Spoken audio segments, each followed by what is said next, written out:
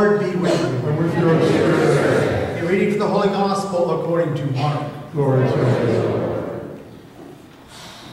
you. Jesus summoned the 12 and began to send them out 2 by 2 and gave them authority over unclean spirits. He instructed them to take nothing for the journey but a walking stick, no food, no sack, no money in their belts. They were, however, to wear sandals, but not a second tunic. He said to them, "Wherever you enter into a house, stay there until you leave. Whatever place does not welcome you or listen to you, leave there and shake the dust off your feet in testimony against them." So they went off and preached repentance. The 12 drove out many demons, and they anointed with oil many who were sick and cured them. The Gospel of the Lord.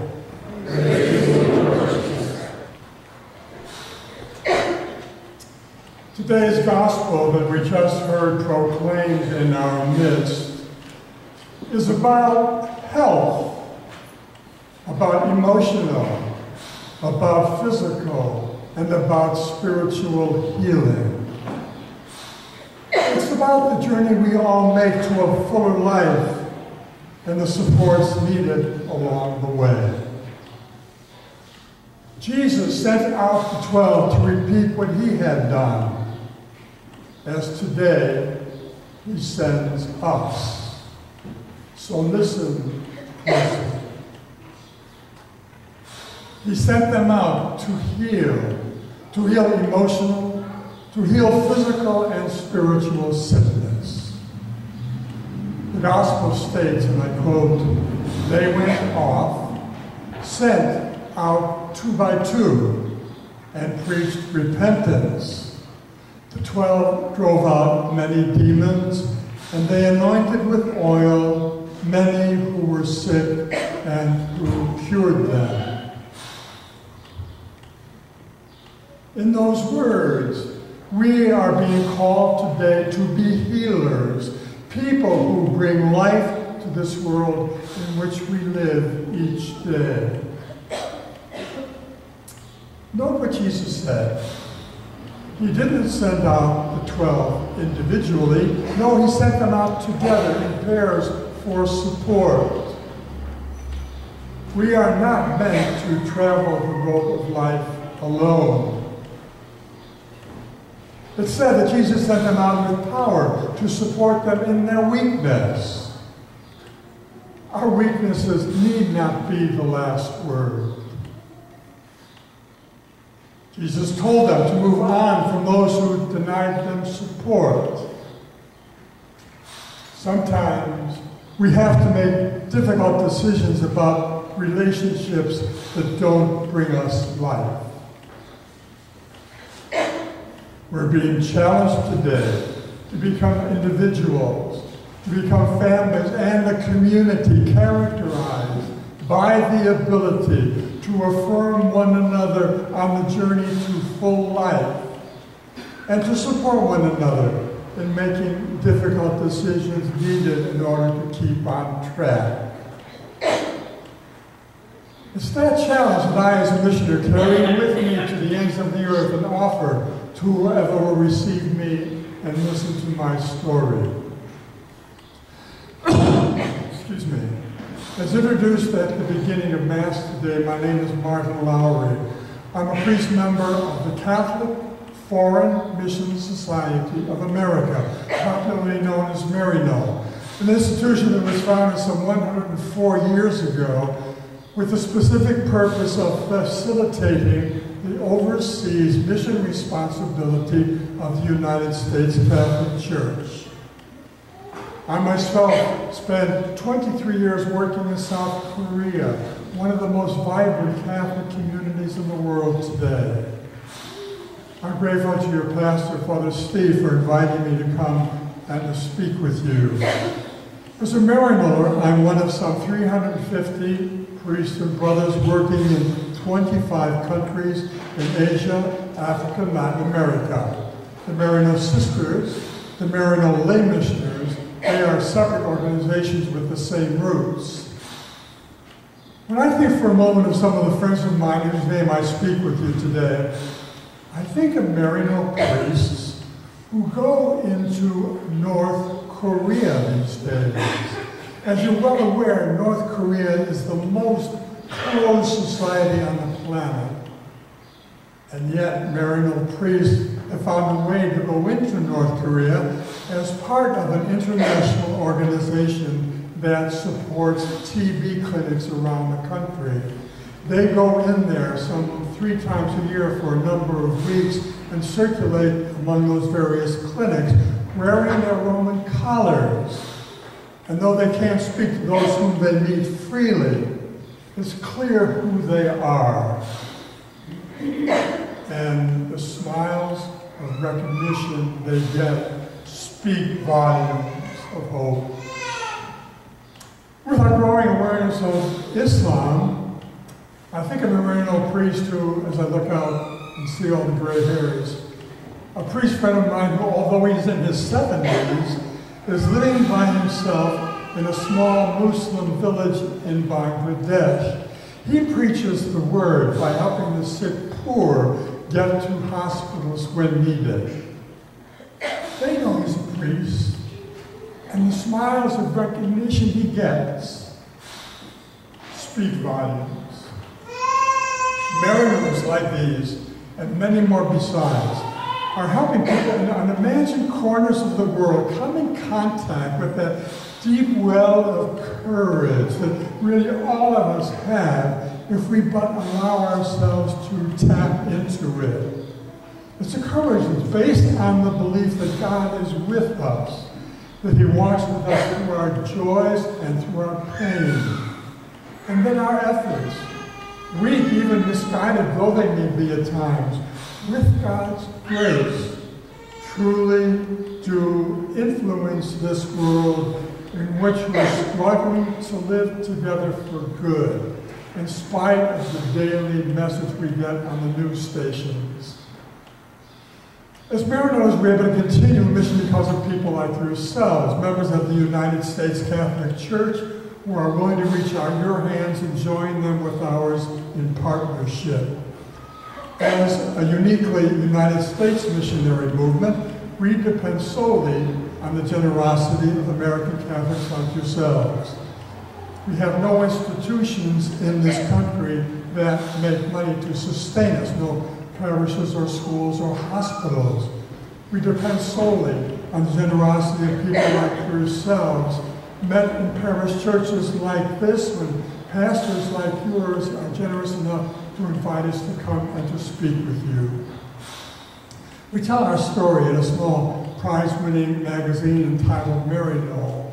The one I brought, the July-August issue, is a very special story about how children suffer in the Sudan from the violence that takes place there, and how we are able to help those suffering children.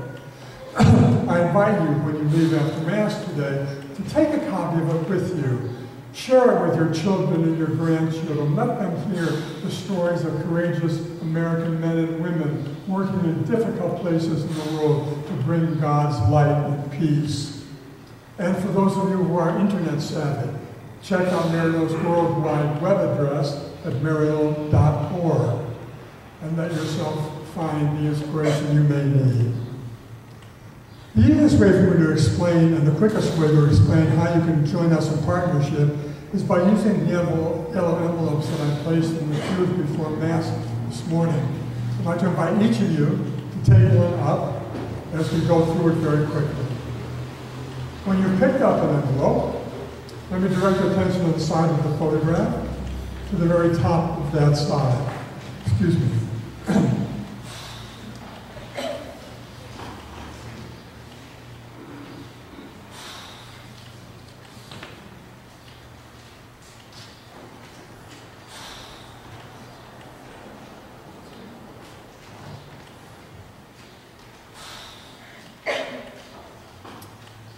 So I'd like to direct your attention to the top of the envelope.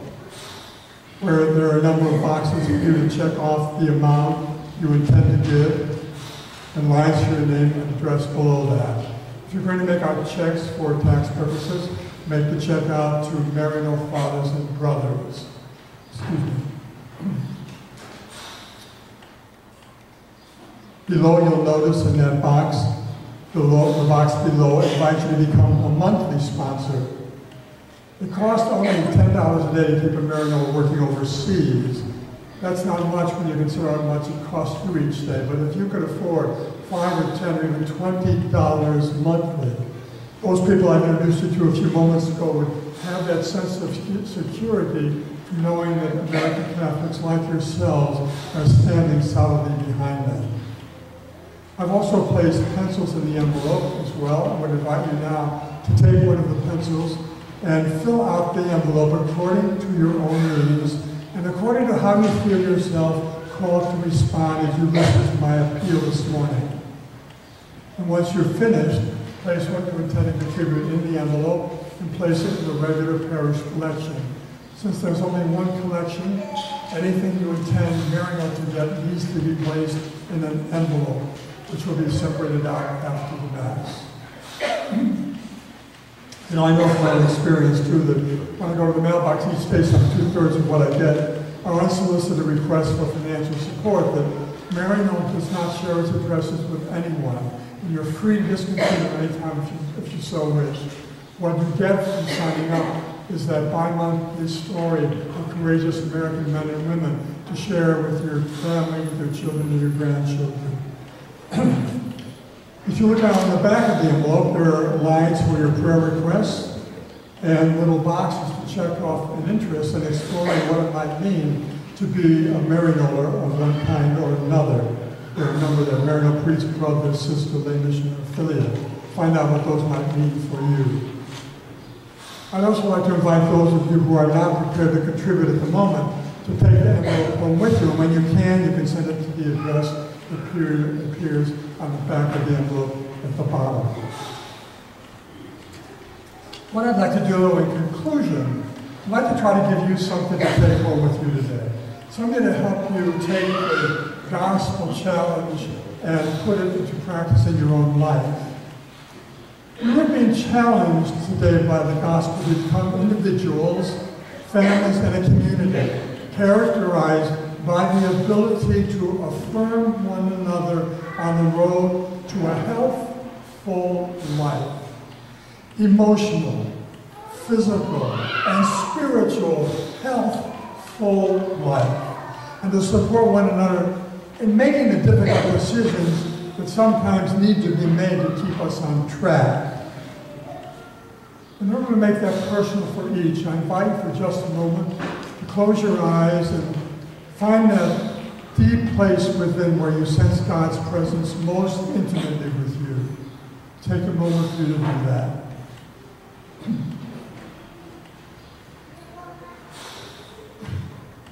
And as you find that quiet place within, imagine yourself in today's gospel scene where Jesus gathered with the 12, who's about to send them off on their healing mission. You are there with them. As you stand there in Jesus' presence along with the 12, I invite you to take an honest look at your own personal healing journey. Where do you need to focus your healing energy this week? Did you focus healing energy on your emotional, or your physical, or your spiritual life? Name specifically what needs your healing attention. And as you do, pledge yourself as you leave today to act this week. May you experience the healing power of Jesus working in you and through you in the coming week ahead. Repeat the prayer after me. Lord, make us instruments of your peace. Lord, make us instruments